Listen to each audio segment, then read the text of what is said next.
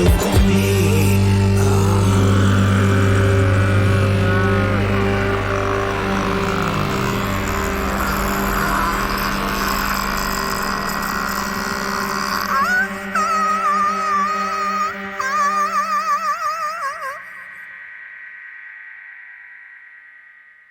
11h.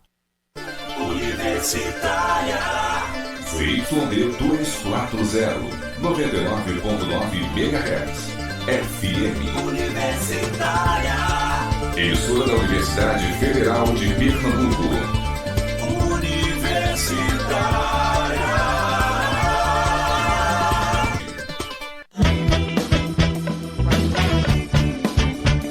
Universitária FM, Agenda Cultural.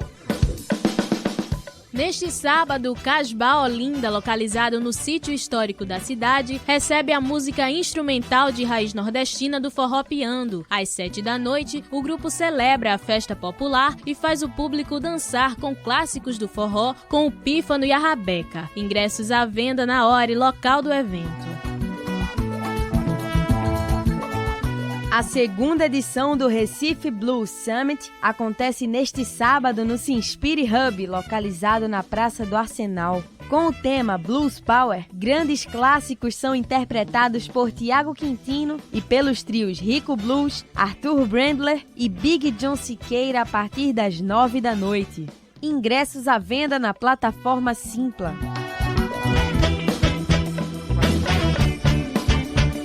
Universitária FM, Agenda Cultural. Universitária.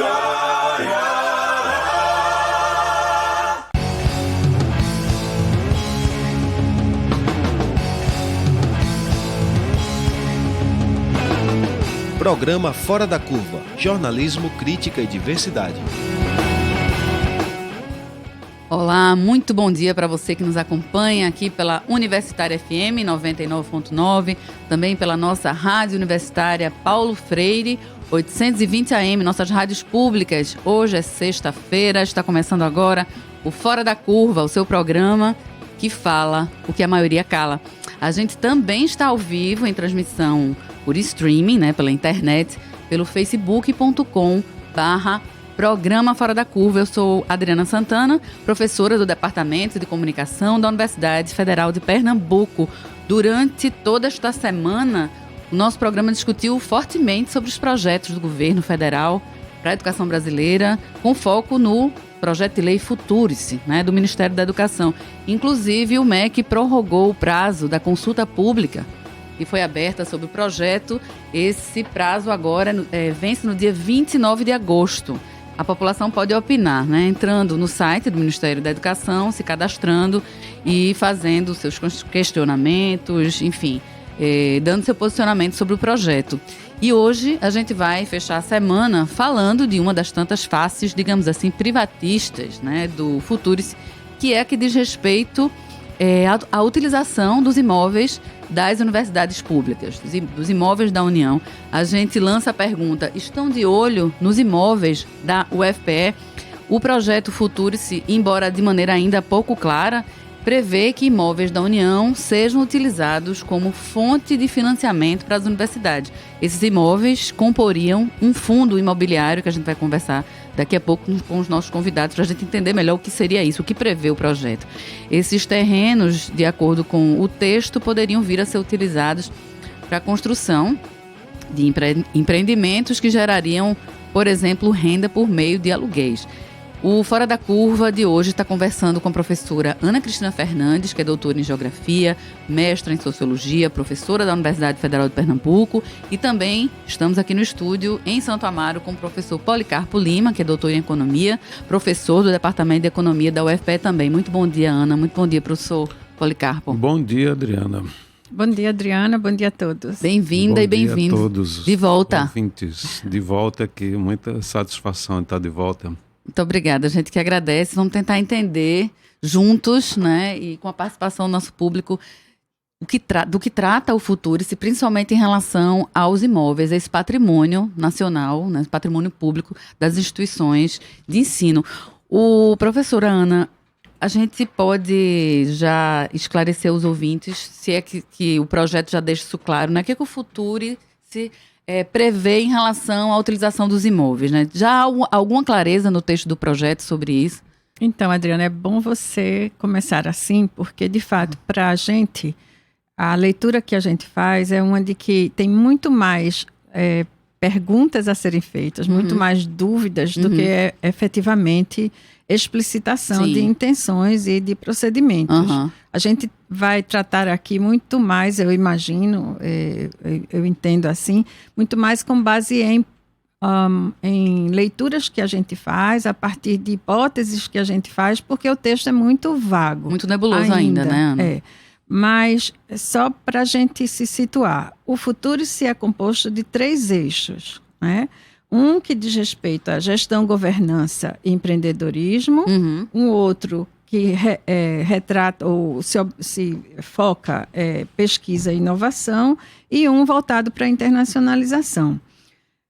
São todas esses 3 eixos envolvem ações que a gente já desenvolve nas universidades, fazem parte do nosso cotidiano corriqueiramente. Sim. Mas no campo específico de gestão e governança e empreendedorismo é onde a gente pode dizer, talvez, que encontre a maior componente de novidades. Nesse primeiro eixo. Novidades não no sentido dos itens que eles denominam de transparência, ouvidoria, centro de serviços compartilhados. Que já existe também? Essas são questões que a gente bastante incorporados, mesmo essa coisa de autorregulação. Nós temos uma porção de métodos de avaliação internamente, o tempo todo nós somos avaliados, nós somos acompanhados muito de perto pelos órgãos controladores da União, então isso não é uma coisa que nos surpreende, nem a gente acha que seja incorreto. Nós somos uma instituição pública e nós somos sim devedores de satisfação, digamos assim, à universidade que nos sustenta e espera da gente um retorno com base nesse investimento. No entanto, o item gestão, governança e empreendedorismo, no meu entender, entre outros aspectos, abre uma denominação aí, um dos aspectos que eles chamam de gestão imobiliária, e um outro que eles chamam de endowment funds, que são fundos, mal traduzindo, né, fundos soberanos ou fundos a partir de patrimônio. Ou seja, existe aí um indício, para usar, né, para ser bem cuidadoso, um indício de que a gestão dos imóveis, do patrimônio imobiliário da universidade, passou a ser objeto de interesse. E interesse por quê? Bom, de um lado, de fato, a gente tem, porque no setor público existem algumas dificuldades com relação à utilização de determinados patrimônios, porque faltam talvez alguns instrumentos, ou de outro lado, porque a gente não consegue acessar recursos para viabilizar uma melhor utilização desses imóveis, que levam, portanto, a uma certa dificuldade de fazer um uso pleno desses recursos imobiliários. Por outro lado, no entanto, o que a gente observa é que com esse processo de ampliação no capitalismo contemporâneo dos componentes de financiarização, novos modelos de financiarização vêm sendo desenvolvidos no sentido de transformar ativos imobiliários que, por natureza, são imóveis, não é? Portanto, tem baixa liquidez. Comprar e vender um imóvel leva tempo, portanto, que deixou, um retorno imediato, deixou esses imóveis ao largo do sistema financeiro, que tem muito mais agilidade. Que nesse processo de financiarização você tem o desenvolvimento de produtos financeiros que usam os imóveis como lastro ou como garantia para determinadas operações, né? que são chamadas de securitização. E aí o professor Policarpo pode falar melhor do que eu. Mas o que a gente está observando é que uma lógica financeira para a utilização desses imóveis parece estar embutida dentro do Futurice, o que leva a gente a levantar questões. Quem estaria interessado, né? Por que esse elemento foi embutido num projeto ou num programa para ser orientado para a atividade acadêmica, né? Despertando, portanto, algumas dúvidas, né? Despertando algumas preocupações, no sentido em que a financiarização envolveria não apenas a questão de transformar, né? Securitizar os ativos imobiliários da universidade, mas também introduzir uma cultura dentro da universidade em que essas preocupações com elevação de retornos de rendimentos sobre o patrimônio imobiliário terminem assumindo uma importância demasiada, maior, né? do que a própria função da universidade, alterando científica. Significativamente as nossas atribuições, as nossas missões. Então, para introduzir, eu acho que essa seria a primeira observação. E preocupação, né? Professor, nos esclareça. Eu entendo, mas novamente vou dizer aqui ao público que o projeto realmente ainda se encontra nebuloso, embora vários especialistas já tenham estudado.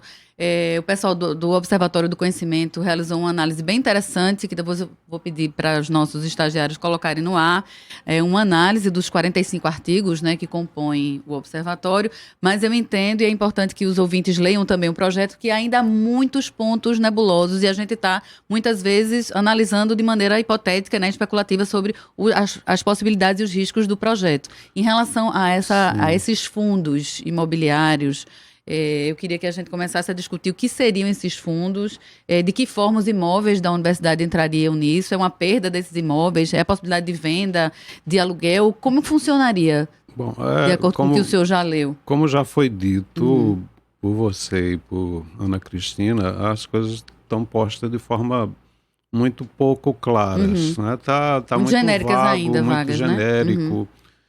E o que dá para perceber é que, bom, primeiro, são imóveis da União, não necessariamente... Das universidades. Não necessariamente das universidades, não necessariamente do Ministério da Educação, mas tem uma rubrica mais geral de que seriam imóveis da União. Mas aí, muito provavelmente, estariam mais diretamente ligados aos imóveis... As universidades, né? Das universidades Nós sabemos que há algumas universidades brasileiras, entre as quais destaca-se a UFRJ, a UNB, Brasília e Rio de Janeiro, que têm patrimônios comercializáveis.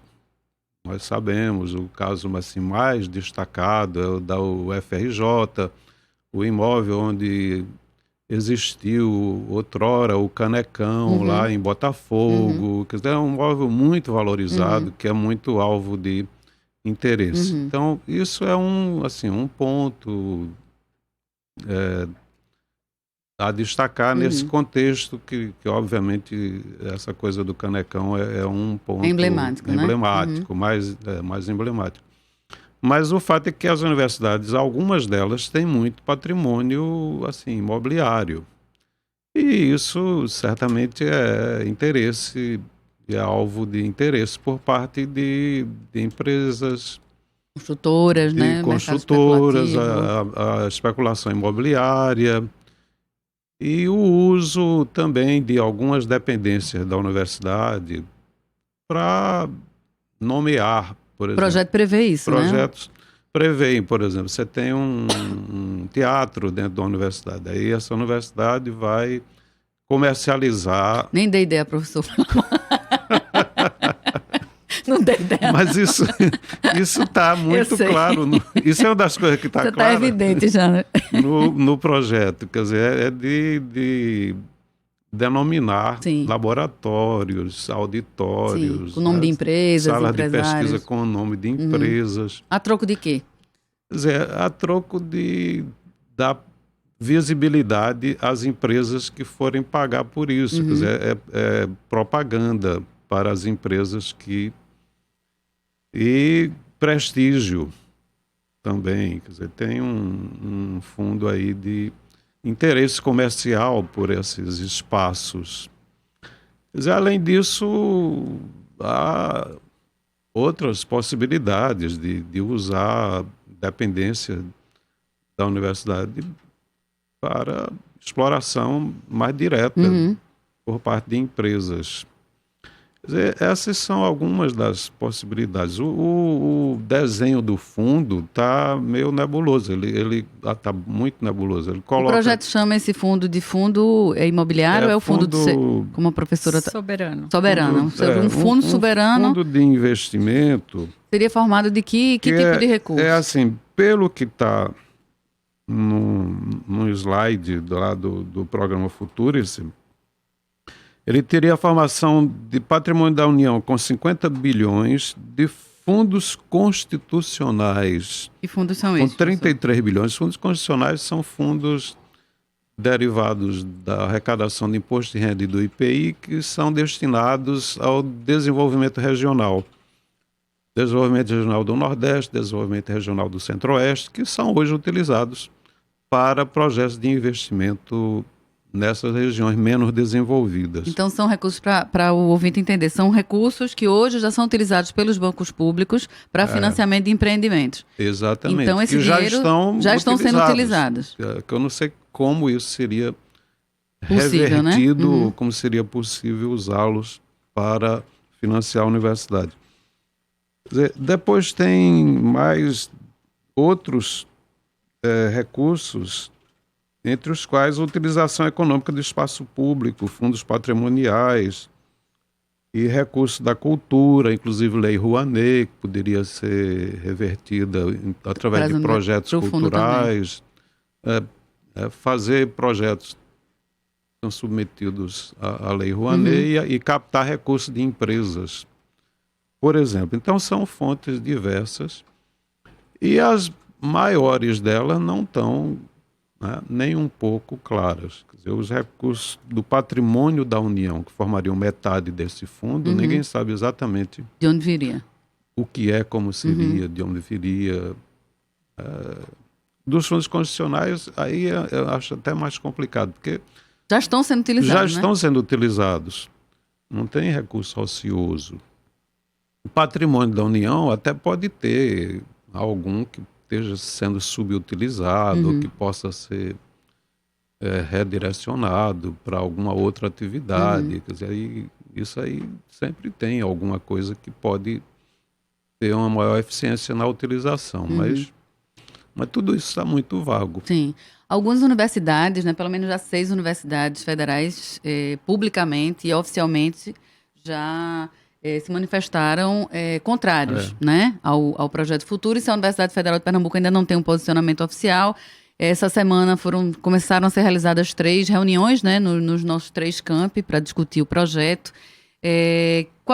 Quais passos vocês imaginam que a gente vai tomar a partir de agora em relação ao Futuro? Se o Futuro é um projeto que, em teoria, ele é facultativo, adere-se ou não adere-se a esse projeto. Eu queria que a gente começasse a discutir quais são as implicações em concordar ou não concordar com esse projeto dentro das instituições, em relação principalmente à nossa autonomia, Então, Adriana, eu acho que antes de passar para isso, eu acho que é importante a gente ainda levar em conta outros elementos para... considerando essa chamada do programa de hoje. Vejam só, quando eu falo de lógica de financiarização, eu estou querendo chamar a atenção que esses imóveis não vão ser simplesmente colocados para aluguéis, ok? Ou mesmo venda. É uma coisa mais um pouquinho complexa. Mais complexa. Né? A ideia é que você pode transformar esses imóveis em papéis e receber rendimentos aplicando esses papéis no mercado financeiro. Isso seria realizado pela OS, pela organização social. Pela organização social que a universidade viria a estabelecer um contrato de gestão, que por si só já é uma coisa meio... É estranhíssimo, né? Estranha, porque as organizações sociais que foram criadas no contexto da reforma do Estado, lá atrás, no governo Fernando Henrique Cardoso, previa a realização de algumas atividades de serviços públicos que seriam, então, passadas pelo órgão responsável para essas organizações. Mas então, com restrições, né? Não, nem sim, todas as atividades, né? E com um propósito muito específico. O que essas OSs, pelo que a gente consegue aprender, está se esperando que ela faça, seja assumir as missões, as atribuições, todas as atribuições da instituição. Só que, no momento em que uma parte importante dessas atividades vai ser remunerada a partir de rendimentos financeiros, ela provavelmente vai priorizar aquelas operações que lhe tragam maior rendimento. Né? Inclusive porque ela precisa assegurar a sua manutenção enquanto organização social. Então, o que a gente está imaginando é que os critérios para a utilização dos eventuais rendimentos que forem obtidos serão no sentido de fazer com que os investimentos a serem realizados sejam naquelas áreas onde houver maior capacidade de retorno. Essas áreas de maior capacidade de retorno são aquelas que teria, né, um componente adicional de que segmentos empresariais estão mais interessados nessas áreas de atividade. A gente pode dizer, assim, materializando para o dia a dia da universidade, o dia a dia dos professores, dos alunos, dos técnicos, que o objetivo final da universidade pública, que é a produção de conhecimento e de ciência, estaria refém, na verdade, de projetos que fossem mais ou menos rentáveis para a organização? Eu passaria a falar de uma forma um pouquinho diferente. O que eu digo é que a possibilidade da política pública de ciência, tecnologia e inovação na escala das universidades federais poderá ou pode ser definida por essas organizações. Cujo critério fundamental de existência é o retorno desses rendimentos mais elevados. Professores, em artigo recente, o professor Leonardo Cisneros, que é professor de filosofia da Rural e integra, né, o grupo de direitos urbanos, ele lembrou que o secretário de Educação Superior do MEC, Arnaldo Lima Júnior, que está responsável, né, pelo projeto Futuris, ele concedeu uma entrevista ao HuffPost Brasil, e nessa entrevista ele mencionou que investidores, isso abre aspas, de mais de 20 países têm ido ao MEC para demonstrar interesse em investir em residência estudantil em áreas próximas às instituições universitárias.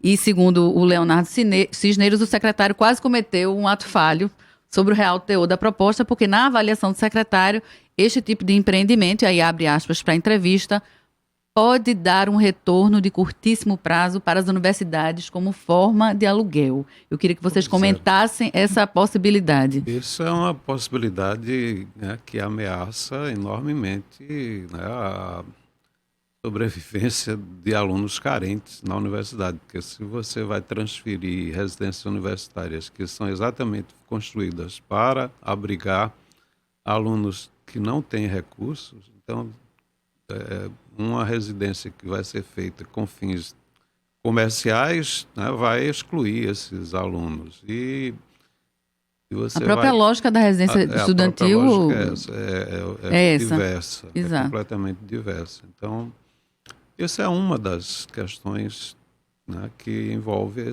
essa utilização do patrimônio para fins financeiros, comerciais. Quer dizer, são usos completamente diversos do que a gente acha virtuoso ou correto ou socialmente e pelo projeto isso é possível, né? E a própria fala aí do secretário deixa evidente, né? Pelo projeto isso fica aberto, é uma brecha ou não apenas nenhuma brecha, é uma possibilidade real. Bem real, bem evidente, de utilizar essas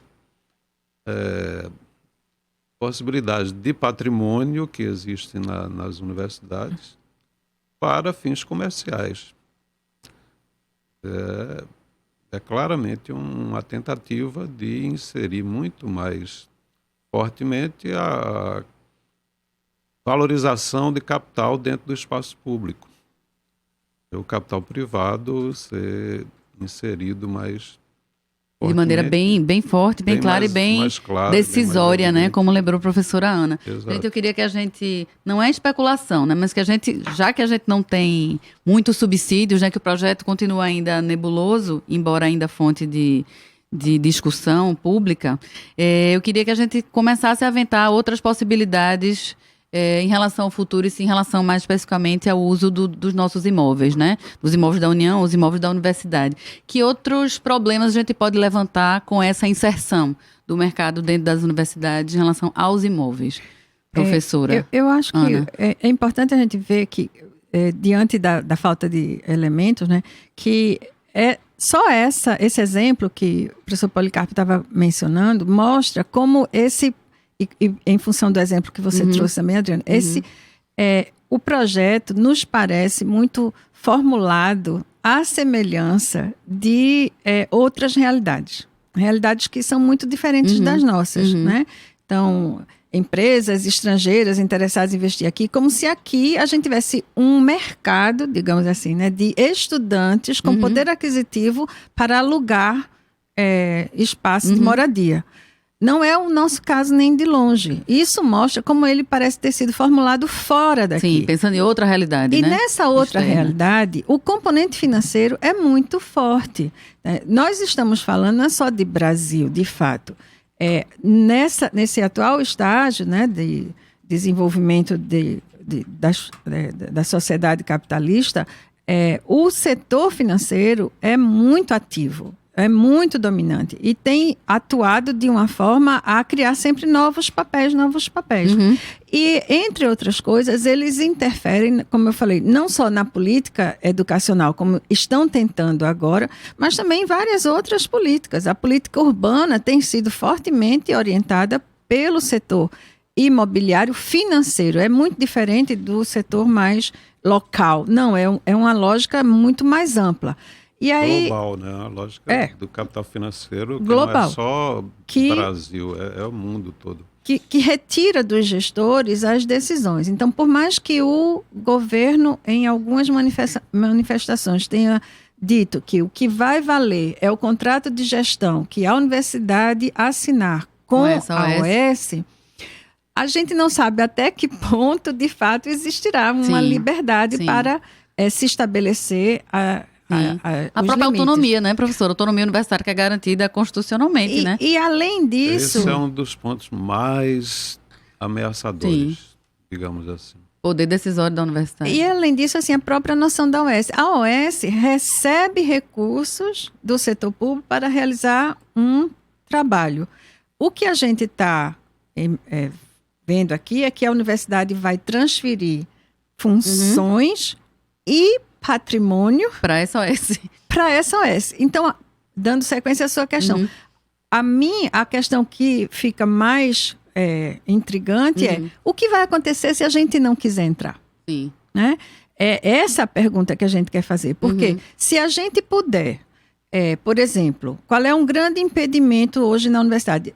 A gente já faz captação de recursos fora do orçamento da União.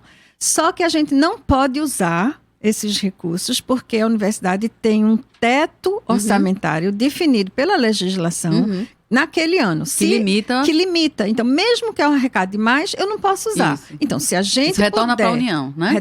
Então, se a gente puder fazer uso desses valores, ótimo. Eu não preciso entrar no Futurice para poder manipular esses recursos com a minha autonomia de decisão sobre ele. Né? Se eu puder fazer uso de determinados instrumentos que facilitam essa interação com os setores que estão dispostos a trazer algum recurso para a universidade, não tem por que eu entrar no Futurice.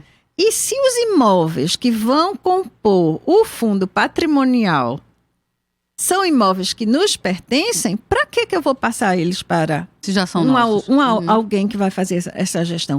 Então, eu não vejo sentido, né, da gente fazer essa transferência de missão, de atribuição e de autonomia, como o professor Policarpo ressaltou, se a gente puder ter mais agilidade para realizar as coisas que a gente já realiza e obter os recursos que a gente já está captando.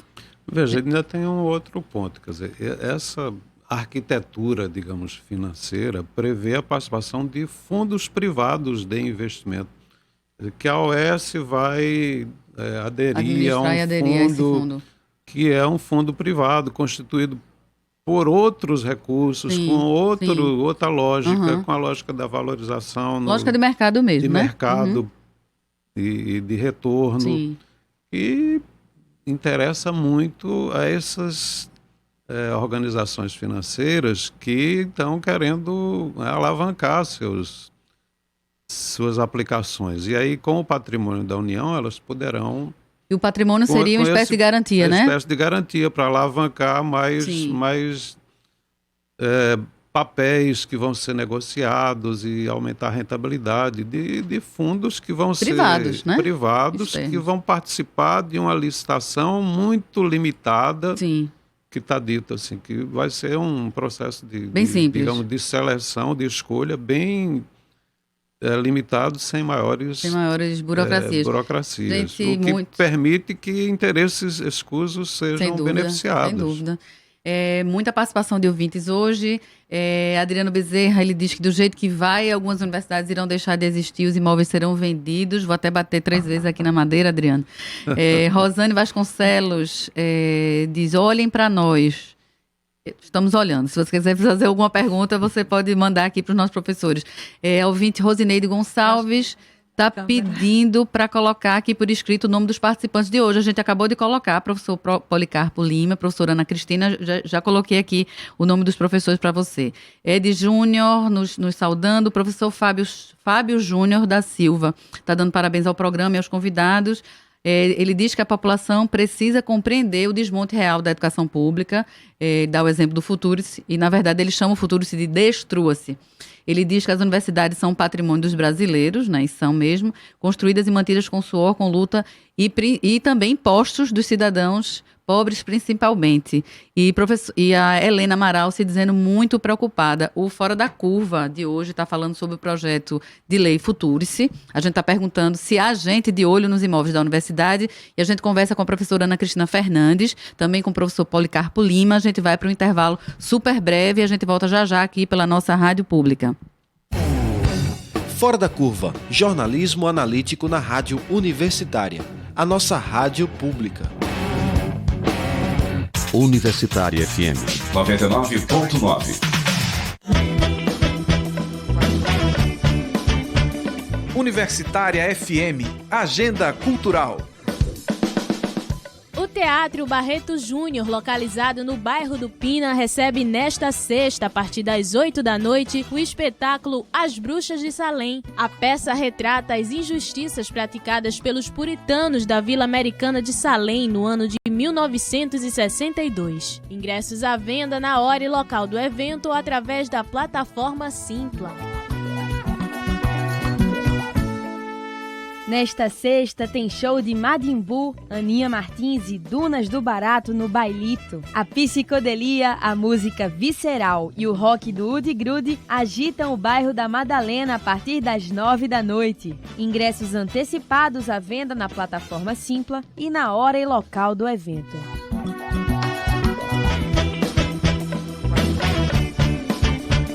Universitária FM, Agenda Cultural.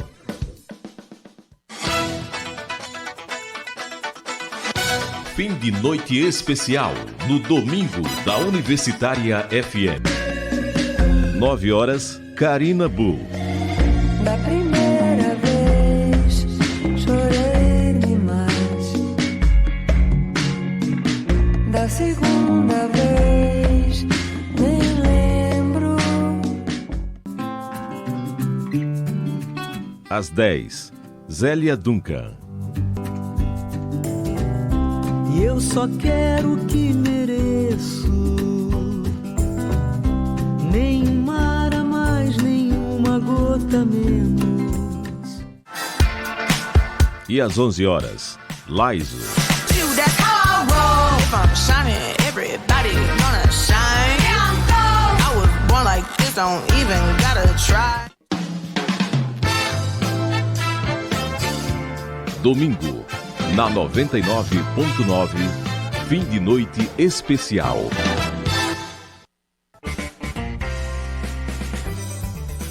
Brasil Instrumental. Eu, Carmen Delpino, converso com artistas que fazem o melhor da produção instrumental brasileira. Dos jovens talentos aos profissionais que fizeram história nessa área. Brasil Instrumental, todo sábado, a partir das 11 da manhã. Aqui, na Universitária FM 99.9. Todo sábado às 19 horas. Programa Na Agulha, com Marco Delata e Rodrigo Pires. Trazendo o chiado do vinil, em pérolas garimpadas, diretamente na discoteca da Rádio Universitária 99.9 FM. Embarque nesse trem azul e curta essa paisagem insonora.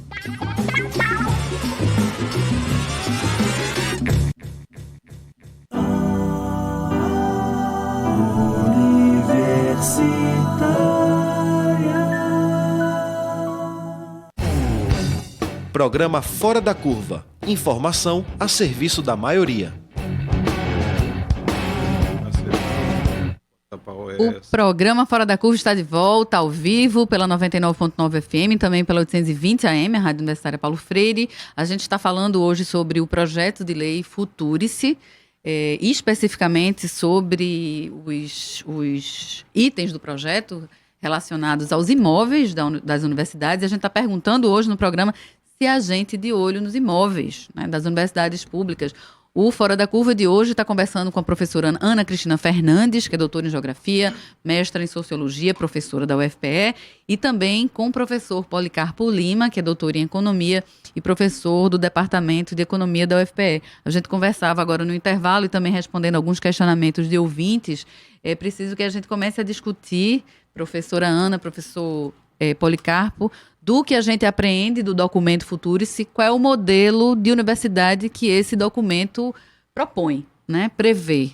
Na análise de vocês, que tipo de universidade, que tipo de modelo a gente pode entender a partir desse direcionamento do Futurice? Professora Ana, professor Policarpo. O que dá para perceber é que vai ter uma organização social que vai passar a gerir efetivamente a universidade. Porque ela que vai ter o caixa da universidade. Sim, e, portanto, entender as decisões. Quem manda. Pois é. Quem vai ter recurso é a OS. Então, a OS, apesar de não estar muito claro no projeto, a OS certamente que vai ter poder de decisão sobre o uso dos recursos. E a reitoria? E as pró-reitorias como é que fazem o quê? fica a reitoria? Como é que ficam as pró-reitorias? A própria autonomia da universidade, né? A destinação que vai ser dada para as atividades de fins da universidade, quer dizer, o que é que vai ser feito dos cursos que não são muito claramente, digamos, lucrativos, passíveis de darem retorno do ponto de vista de mercado, né? De mercado, quer dizer, o que será feito com isso? Não há também uma clareza com relação ao orçamento que o Ministério da Educação vai garantir para as universidades. Quer dizer, o quanto, né? O quanto vai ser garantido. E com isso fica a incerteza de que algumas que conseguem mais contratos e que têm mais ativos... Pela própria natureza, né? Dos cursos, né? Quer dizer, poderão ter mais recursos. E que as outras que não têm isso serão entregues, né, à sorte. A sua própria sorte ou ao seu próprio azar. Né? Então, isso é uma coisa extremamente preocupante, porque não está claro. Mas que é possível que isso ocorra, porque a OS, né, vai se colocar assim, numa posição de protagonismo dentro da administração universitária. Os reitores viram figuras meramente figurativas. Que OS vai ser? Não se sabe se vai ser uma OS para todas as universidades federais, não se sabe se vai ter uma para cada universidade. E não se sabe como é que esse contrato vai ser e os termos desse contrato entre e nem a que OS tipo, e né, as de OS, universidades. porque o projeto não deixa claro se são OS ligadas à área de educação, se são OS que já existem, que vão ser criadas, né? A gente não tem informação sobre isso. É tudo muito preocupante, porque está tudo muito vago. Sim. E geralmente tudo que é muito vago e nebuloso, a gente tem que ter medo mesmo, né? Medo não, mas cuidado, né? E receio. Professora Ana, qual a sua avaliação preliminar assim, sobre esse projeto então, futuro? Eu acho que é importante a gente contrapor, né? O que é o modelo de universidade que a gente tem em mente, né? E que a gente vem construindo no Brasil, e o modelo que esse projeto indica, prevê, né? Indica. Uhum. Eu acho que é importante. A gente sabe que a instituição universitária no mundo, de uma forma geral, no mundo ocidental mais especificamente, é uma instituição que nasce realmente elitista. Ela é criada para formar poucos, né? Formar a elite. E assim foi durante muito tempo. tempo. Muitos séculos, né? Especialmente desde a sua criação na Europa. E a gente importou esse modelo, mas só que tardiamente. No Brasil, a universidade, com esse entendimento, né, daquela instituição que não apenas forma pessoas, mas também produz conhecimento e faz difusão desse conhecimento para a sociedade, essa é uma instituição do século XX no Brasil. Né? E mais ainda, no Nordeste, ela é muito mais recente. Nós tivemos vários cursos, né, várias faculdades criadas que foram reunidas em universidades ainda em meados do século XX. Né? A Universidade do Recife, por exemplo, que dá origem ao UFPE, é de 1940 e alguma coisa. Anos 40, né? Depois da Segunda Guerra. Ela chega ainda com uma concepção um pouco elitista, mas desenvolvida numa perspectiva de que o país estava se urbanizando, se industrializando, crescendo, e precisava de profissionais para fazer todo esse processo de construção que estava acontecendo. Então, de lá para cá, o que você tem que considerar é que nós passamos por etapas, né? O país foi se desenvolvendo e foi compreendendo que era preciso não apenas crescer, mas também dividir os benefícios desse crescimento com uma maior parcela da população. Inclusive porque, formando mais gente, você vai ter mais gente com capacidade criadora para gerar mais riqueza. Então, não é simplesmente uma questão social, né? Mas é você ter mais, dar mais oportunidades para as pessoas, significa que essas pessoas vão poder gerar mais riqueza. Exatamente. Bom, então vamos abrir as universidades. Vamos dar benesse às pessoas, não é simplesmente benesse, é uma estratégia de desenvolvimento que se destaca ainda mais quando a gente lembra que o Brasil, entre as nações latino-americanas, é a que tinha a menor proporção de população com nível universitário. O que é um contrassenso, sendo o maior país, né? Sendo o país mais rico, né, de todo esse desse conjunto. Então, se desperta para a necessidade que, para se desenvolver, precisa destravar essa barreira e vamos ampliar a universidade para ela abrigar e receber mais gente. Então, o que esse modelo propõe, portanto, é mudar essa rota. Né? Não no sentido de que a gente está diminuindo a qualidade, de jeito nenhum. A expansão com esses novos alunos não reduziu de jeito nenhum a universidade. Existem várias pesquisas que atestam o grande desempenho que esses alunos têm, não apenas aqui, em todas as universidades, inclusive nas estaduais paulistas. Então, você tem uma comprovação em números, em análises bem fundamentadas, que foi também muito positivo em termos de produção de conhecimento, de forma que nós não temos nenhum problema com relação à perda de qualidade. E mantivemos essa também outra atribuição da interação com o setor produtivo como sendo uma atribuição importante, sem que isso signifique abrir mão da autonomia. Né? Então, o modelo que está se proposto é um modelo que quer que esses itens, né, de interação se acentuem. A tendência é a redução profunda de da origem, de estudantes de origem mais pobres, que eles não vão conseguir arcar, né, com a manutenção na universidade. E terceiro, no momento que você financeiriza e estabelece retornos em função da financiarização, algumas áreas, né, vão ter muita dificuldade de existir. Sim. De um lado, ou pior, de outro.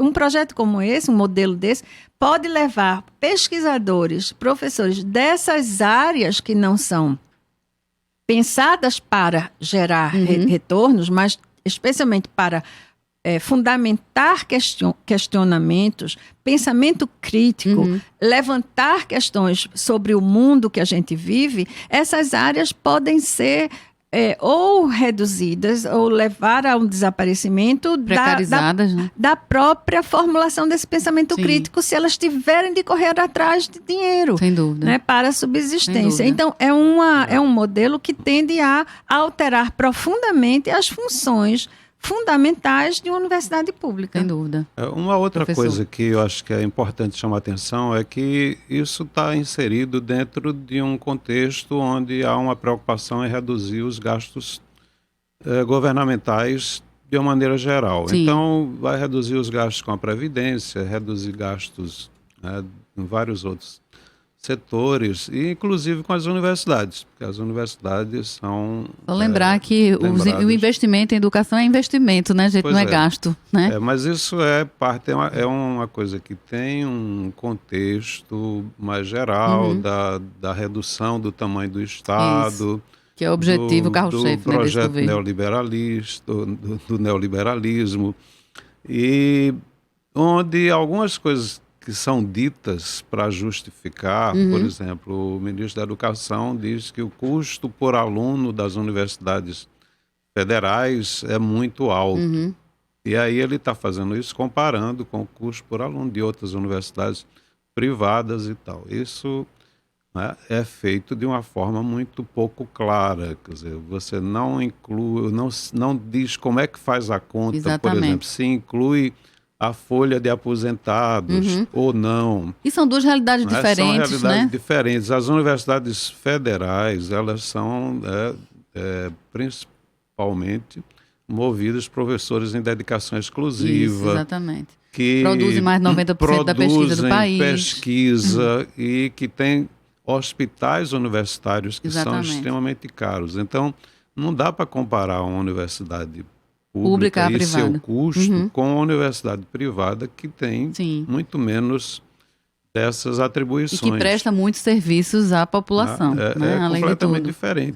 É claro que é sempre possível melhorar a eficiência, melhorar a forma de gastar, quer dizer, nada contra isso, mas é preciso ficar muito alerta a essas generalizações que são feitas e essas acusações indevidas que são postas quando se quer tornar a universidade pública como se fosse um estorvo para a sociedade. Isso. Muito pelo contrário, é preciso chamar a atenção para o papel importante que essa universidade tem. Só corroborando com a fala de vocês, principalmente da professora Ana Cristina, que lembrou que esse crescimento das universidades, essa inclusão que aconteceu dentro das universidades, foi acompanhada por mais qualidade também. É um estudo da própria Folha de São Paulo que se mostrou muitas vezes contrária ao sistema de cotas, até em editoriais e matérias.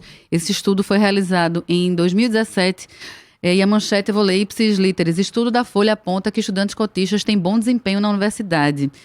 A Folha de São Paulo analisou o desempenho de 252 mil estudantes nas últimas 3 edições, na verdade, em edições passadas do ENAD, de 2014 a 2016, né, que é um exame aplicado pelo Ministério da Educação a alunos no último ano da graduação. E esse levantamento, de acordo com o resultado, os alunos cotistas se formam com uma performance igual à dos demais estudantes, e há cursos que a performance, inclusive, é superior, né? Então, não são meras observações nem ideias que estão surgindo da nossa cabeça, são fatos que são comprovados, né?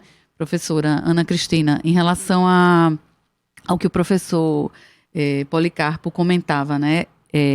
Que a forma como o Futurice se mostra, e as reações que o Futurice tem recebido, muitas reações negativas, né? Muitas vezes o ouvinte pode entender, mas vocês não querem crescer, vocês não querem mais recursos, porque são contrários ao Futurice. Na verdade, os professores, eu acredito que vocês não são contrários à ideia de que a universidade pode angariar recursos para pesquisa, mas a forma como esses recursos viriam. E a que custo, não é isso? São coisas bastante diferentes. Isso, não é isso, professora? É isso, exatamente. Como eu falei, a gente tem tido esse esforço, tem feito esse esforço, não apenas no sentido de obter recursos fora do orçamento, mas também pelo fato de que a gente entende que a universidade tem um papel a cumprir, contribuir para o desenvolvimento do país com o conhecimento que produz e acumula internamente.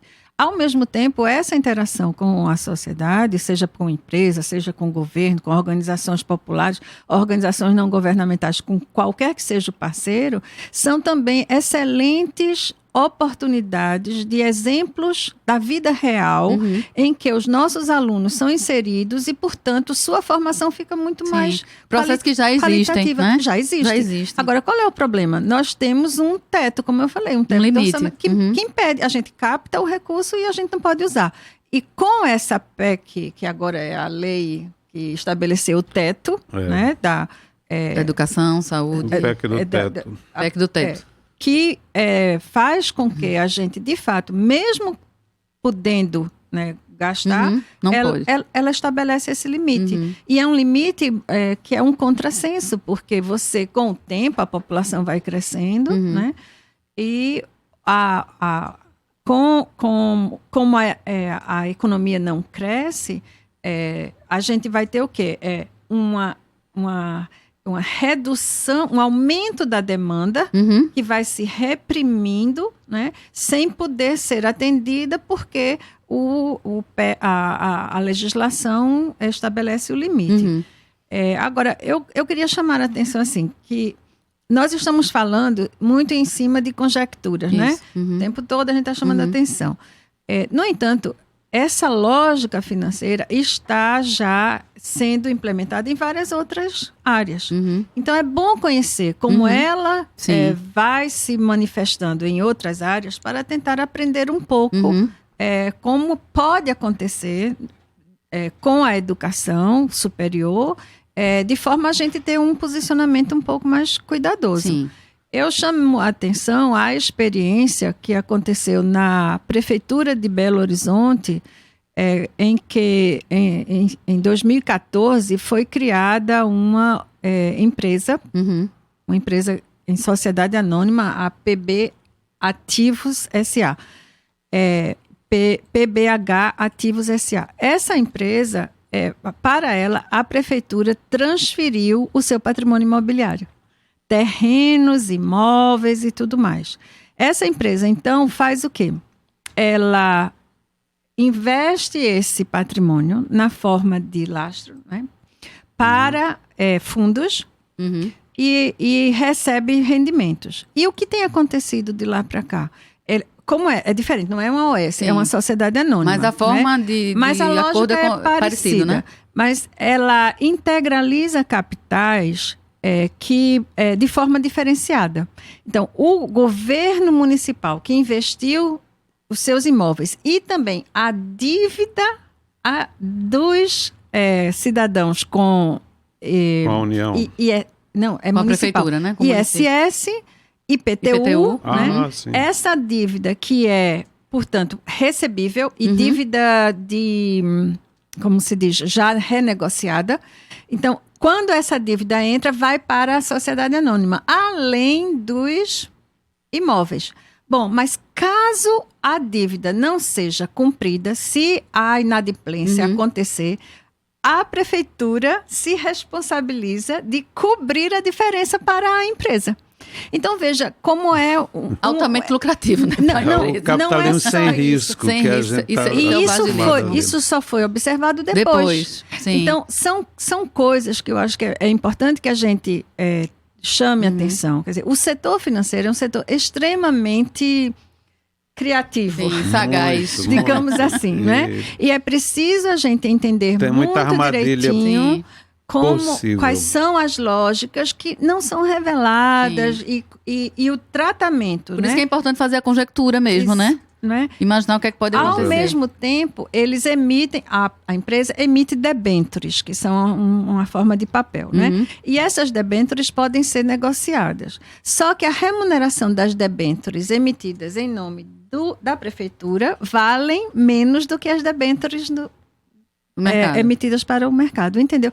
Então, você tem um conjunto de nuances que, se você não é do ramo, você não percebe, e aí termina se vendo numa situação inesperada daqui a 1 ano, 2 anos, 3 anos. É a letra pequenininha do contrato, né? E as coisas que não são ditas. Sim.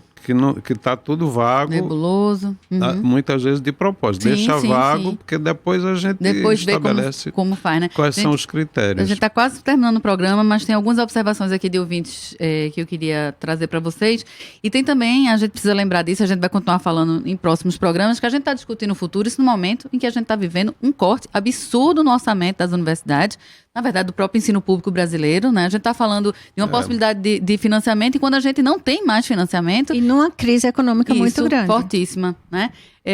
Tem um questionamento aqui, e professores se sintam à vontade para responder, caso queiram. Primeiro, tem uma observação de Gork Mariano. O futuro, de acordo com o ouvinte, fere a Constituição. Precisamos combatê-lo com força e união de todas as universidades públicas. E uma questão aqui levantada pelo ouvinte Ricardo Galvão. Ele pergunta: por que as universidades não realizam a greve geral com fins de reivindicar mais recursos e respeito à constitucionalidade do ensino público e da autonomia universitária? Veja, uma greve geral está dentro das possibilidades, que eu acho que essa construção de uma greve geral é uma coisa que leva algum tempo, mas nós já tivemos no dia 13 um dia de paralisação e houve uma repercussão bastante grande, não só aqui como no resto do Brasil.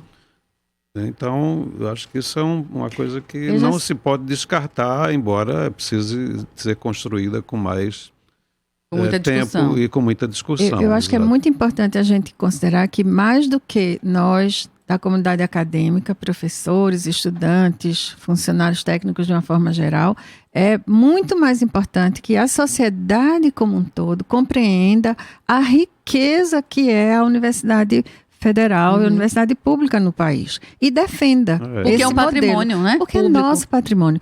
Sem a universidade e essa financiarização tende a levar a universidade a se decompor realmente, a reduzir o seu escopo. Sem essa universidade nesse modelo mais amplo, a gente pode fazer assim uma ideia muito nítida que a gente pode voltar a uma situação muito como se fosse uma neocolônia, uma colônia contemporânea. Vamos importar todos os nossos conhecimentos e tecnologias de fora, não vamos formar pessoas que possam usar a sua criatividade de forma mais proveitosa e produtiva. Nós vamos ficar muito mais dependentes, reféns do conhecimento que é produzido fora daqui, fora da nossa realidade e muitas vezes sem uso na nossa realidade, que termina a gente comprando desnecessariamente. Exatamente. Então, é a sociedade que tem que, junto com a gente, fazer esse trabalho de resistência ao invés de apenas a universidade isolada. A gente precisa estar com consciência e clareza de que todo esse contexto de cortes de gastos, de orçamentos que não são entregues às universidades, reformas diversas, né, que precarizam o trabalho, que reduzem a possibilidade de aposentadoria. Tudo isso é feito para benefício de alguns e para o prejuízo de muitos. Benefício de pouquíssimos. De muito poucos. Então, isso é um contexto do neoliberalismo que a gente está inserido e é preciso que as pessoas se informem e se posicionem sobre isso.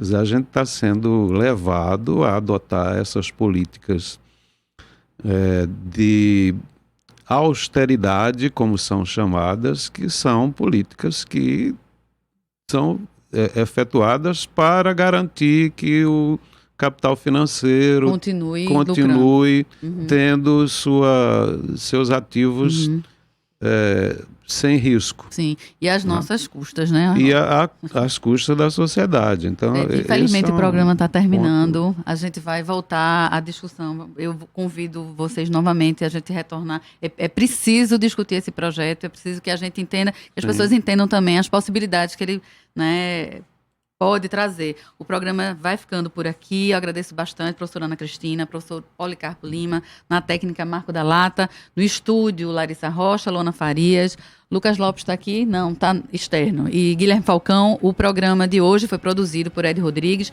teve pesquisa de Guilherme Falcão. Boa tarde para vocês, bom final de semana. Na segunda-feira, Bruno Nogueira volta com Fora da Curva, discutindo o papel do Supremo Tribunal Federal. Gente, a Universidade Federal é nossa, é pública, vamos defendê-la. Boa tarde, bom final de semana. O programa Fora da Curva é uma realização do Departamento de Comunicação Social, com o apoio do Departamento de Sociologia e do Núcleo de Rádio e TV Universitárias. Parceria com o Marco Zero Conteúdo, Centro das Mulheres do Cabo, SOS Corpo, Centro Sabiá, Terral Coletivo de Comunicação, Centro de Cultura Luiz Freire. Esse programa fica disponível em nossa página do Facebook e no canal do YouTube. Acompanhe as nossas redes sociais, porque nós também divulgamos por lá muita informação que você não vê por aí. A música tema deste programa foi composta pela banda Diablo Motor. Programa Fora da Curva. A gente fala o que a maioria cala.